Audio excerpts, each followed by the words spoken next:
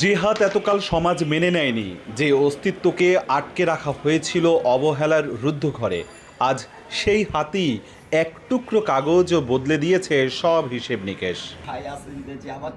বৈষম্যের দেয়ালকে ভেঙে দিয়ে বরিশাল সিটি কর্পোরেশনে প্রথমবারের মতো চাকরির সুযোগ পেল তৃতীয় লিঙ্গের নাগরিক মাইদুল ইসলাম অভি। মঙ্গলবার বিকেলে নগর ভবনে তার হাতে আনুষ্ঠানিকভাবে নিয়োগপত্র তুলে দেন সিটি প্রশাসক। ক্রমাগত অবহেলার পর পাওয়া এই কর্মসংস্থানকে জীবনের বড় পরিবর্তন বলেছেন অভি। কৃতজ্ঞতা জানান সিটি কর্তৃপক্ষের প্রতি। আমি আমার জীবন সংগ্রাম যুদ্ধ করে এই পর্যন্ত শত বাধা বিঘ্ন পেরিয়ে আমি অনেক কষ্ট করে এই ইন্টারমিডিয়েট পাস করেছি।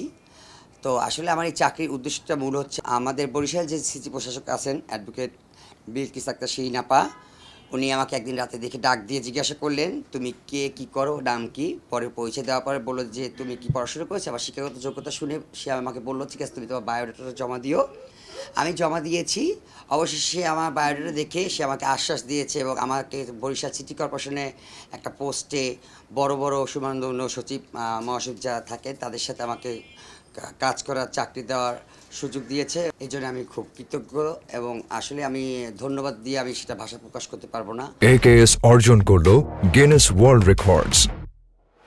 AKS নগর কর্তৃপক্ষ জানিয়েছে, মাসে 16,500 টাকা বেতনে নিয়োগ পাওয়া অভির দপ্তর চূড়ান্ত না হলেও তাকে সম্মানজনক পদেই পদায়ন করা হবে। এখন আমরা তার কাজকর্ম একটু দেখব, দেখার পরে সে কোন বিষয়ে এক্সপার্ট আমরা সেই হিসেবে তাকে ওই জায়গায় পোস্টিং দেবো। এবং এখন পর্যন্ত তার বেতন কাঠামো হলো যেটা আমরা দৈনিক হাজিরা ভিত্তিক যেভাবে আমাদের বিভিন্ন পর্যায়ে কর্মচারী বা কর্মকর্তা আছে তাদের যেভাবে হয় তারটা একইভাবে হবে। এমন উদ্যোগকে স্বাগত জানিয়েছেন সুশীল সমাজের প্রতিনিধিরা। আর প্রশাসক বলছেন, তৃতীয় লিঙ্গের জনগোষ্ঠীকে মূলধারায় এনে আত্মনির্ভরশীল করা সবারই দায়িত্ব।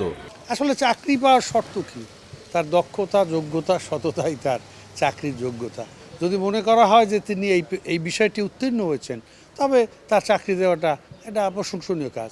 যিনি অবহেলিত সমাজের, সেই তৃতীয় লিঙ্গের একজন মানুষকে আমাদের প্রশাসক, সিটি কর্পোরেশনের প্রশাসক চাকরি দিয়েছেন, এটা একটা খুশির খবর। আমরা মনে করি এই ধরনের যে ভালো কাজগুলো সেগুলো যেন অব্যাহত থাকে। এরা মানুষ, এরা ভোটের অধিকার, বাংলাদেশে এখন তারা নাগরিক, তাদের ভোটের অধিকার আছে। সুতরাং আমি যে এই রাষ্ট্রের নাগরিক হিসাবে যতটা সুযোগ সুবিধা পাচ্ছি, ওরও অধিকার আছে ওই সুযোগ সুবিধাটা পাওয়ার। এই চিন্তা থেকেই যে আমি এই মেসেজটাই দিতে চাই যে ওরা মানুষ এবং ওদের অধিকারগুলোকে যেন ওরা আমাদের রাষ্ট্র যেন ওদের অধিকারগুলোকে ফিরিয়ে দেয়। বা আমরা যে প্রতিষ্ঠানগুলো আজকে সিটি কর্পোরেশনের ইতিহাসে প্রথম, আমি মনে করি যে এরকম প্রথম, দ্বিতীয়, তৃতীয় বাংলাদেশের অন্যান্য সিটি কর্পোরেশন বা অন্যান্য প্রতিষ্ঠানও ওদের ব্যাপারটা ভেবে দেখবে, ওরা যেন মানুষ হিসেবে নিজেদের অধিকারগুলো ভোগ করতে পারে। বেসরকারি তথ্যমতে বিভাগে 1,000-এর বেশি তৃতীয় লিঙ্গের মানুষের মাত্র 4% আয়ের মূলধারায় আছেন। অপূর্ব অপু, সময় সংবাদ, বরিশাল।